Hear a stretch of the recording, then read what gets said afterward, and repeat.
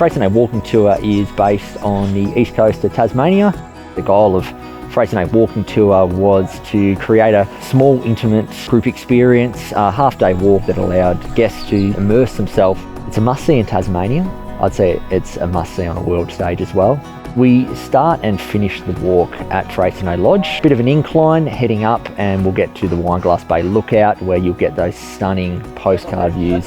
From there, we'll take our time, head down to Wineglass Bay Beach. It's a small walk from there across the Isthmus track, and we'll pop up on the southern end of Hazards Beach and have a nice little picnic lunch.